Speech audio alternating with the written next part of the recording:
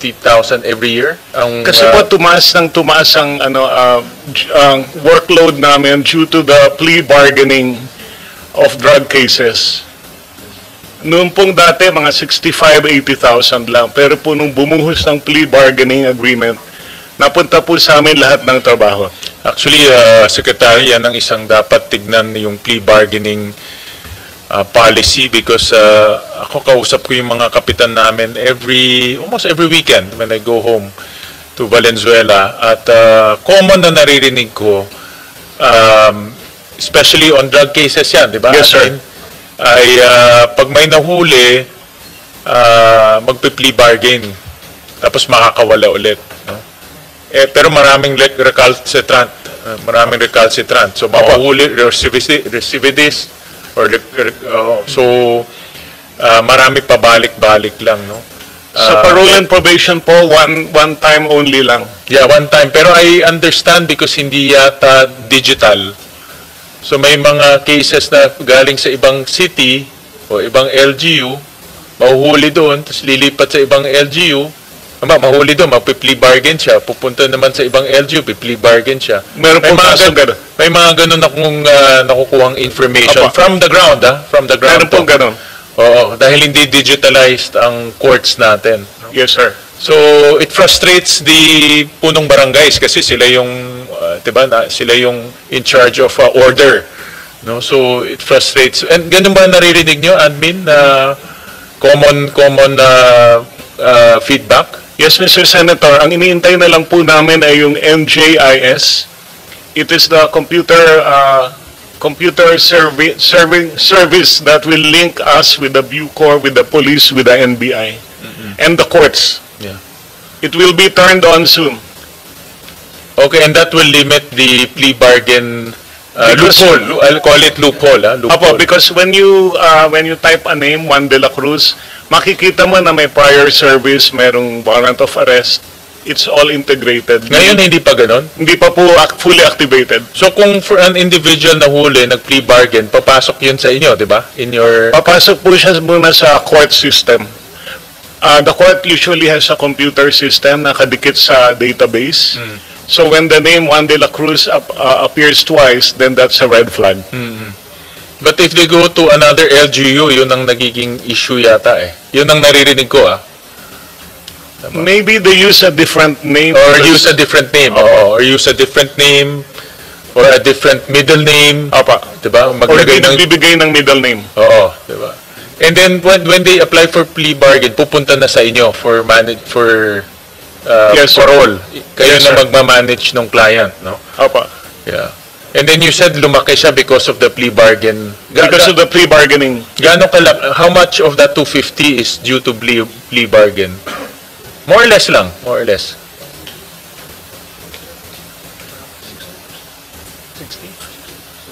60% po ay plea bargain. 60%, no? Ganong kalaki. Kaya, but the problem is a lot of our punong barangays na na-frustrate sila eh. Nawawalan sila ng gana because yun na nga, lalabas ulit, makikita na naman nila ulit. No? So with that digital system, mai-eliminate na yung ganitong mga paulit-ulit lang.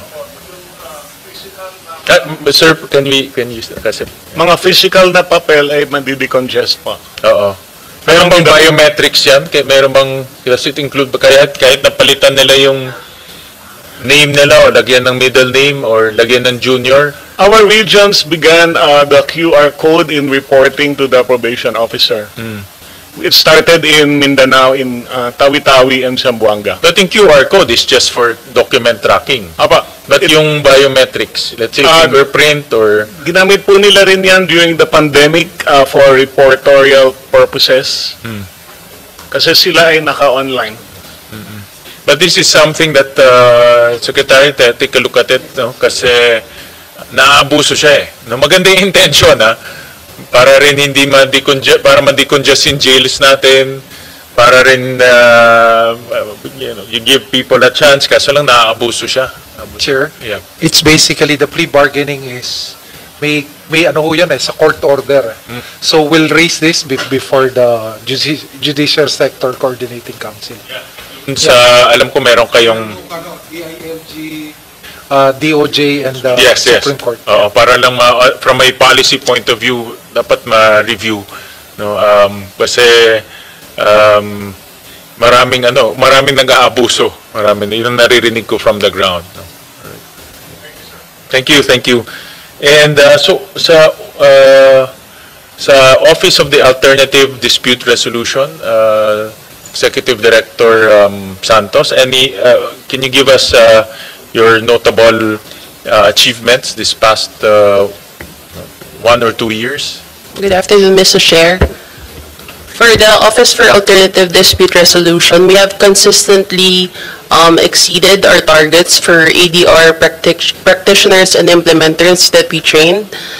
We have also increased ADR access across the country by accrediting more than over 100 practitioners, so that from the last year, Mr. Chair, we have an overall 77% increase across the Philippines, and our agency has been consistent in stakeholder engagements to promote and expand the use of ADR all over the Philippines. So we have memorandum of agreement and understanding to various NGAs as well as private institutions to promote ADR awareness.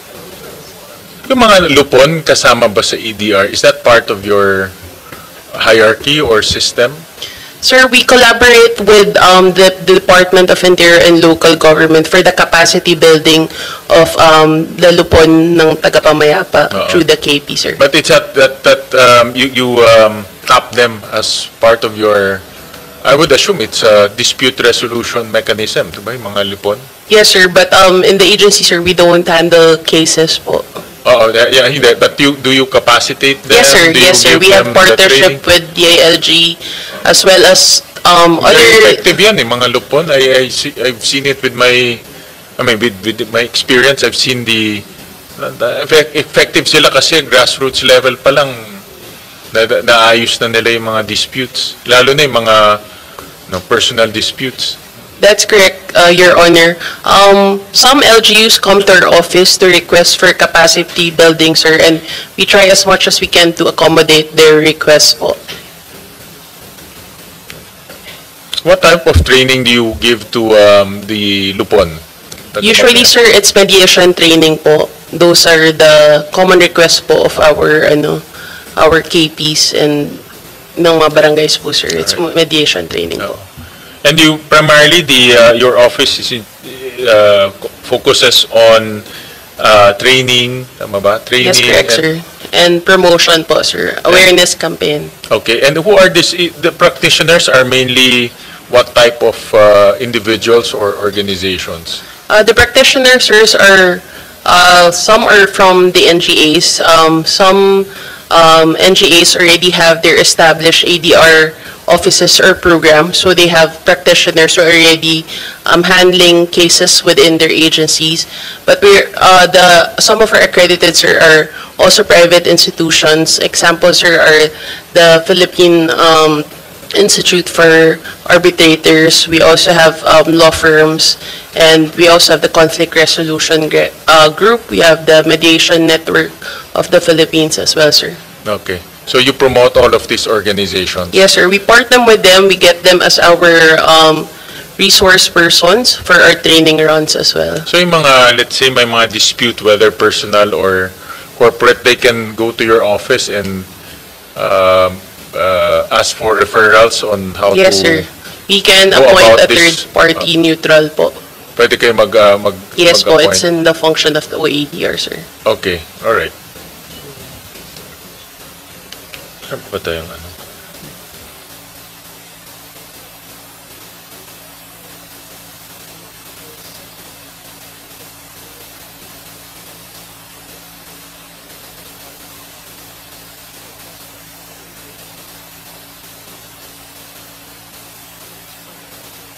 Nasabi lang sa akin ng staff ko sa LRA kay Admin serious. Mag-hearing din kasi yung DAR budget this coming Friday, no? So, and marami doon sa mga land titling, LRA is the facilitator, no? So, meron ba kayo nakikita mga problema sa mga land titling ng mga ARBs natin, Agrarian Reform Beneficiaries? May mga delays ba? May mga any recommendations to improve the facilitation of the land titles? Okay. Mr. Chair, the LRA, part of our mandate is to carry out the land reform agenda also of the government, no, to assist the Department of Agrarian Reform. Currently, we help them out with their DAR split program po. They have a DAR split program being undertaken now.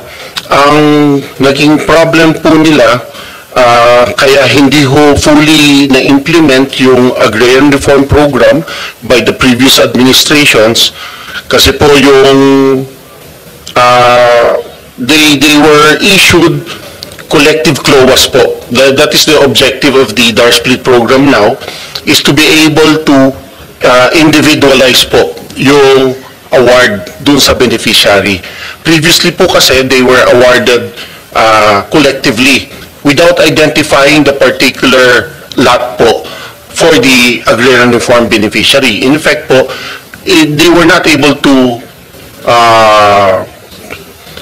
take possession of the land, and they were not able to till the land kasi hindi nila alam kung ano yung allocated.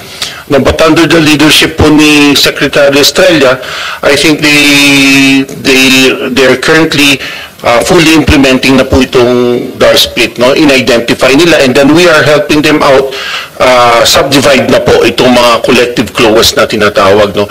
But I think the biggest challenge po ng programa nila is validating po yung mga collective CLOAs, no? Based on our discussions, marami rin po kasi sa mga na-award na CLOA, no? Hindi po dapat ma-award. There were no proper coverage of the area. Yung iba po, hindi ho agricultural land, tapos kinover pa rin po nila. So currently, binavalidate pa rin po nila yung mga ganun na po na ano.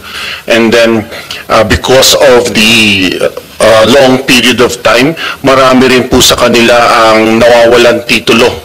The physical title itself, no, hindi na po nila ma-locate po. Opo. So I think those are the challenges, no, that they are encountering, and but we are in close discussions with them every time po para ma-monitor po namin yung pag-progress ng distribution ng DAR titles po.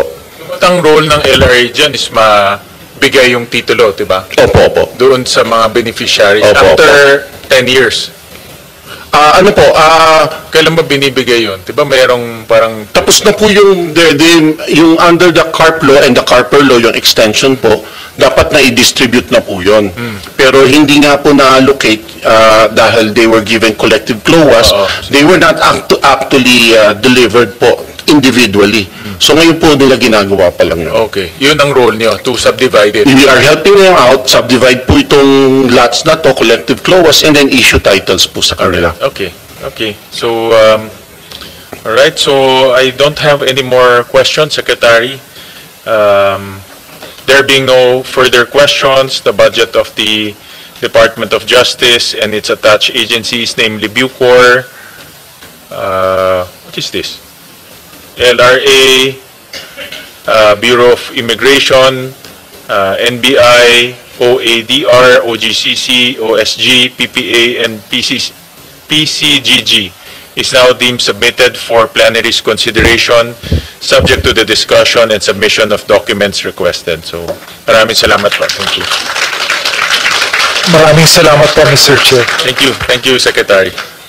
So, this hearing is hereby suspended.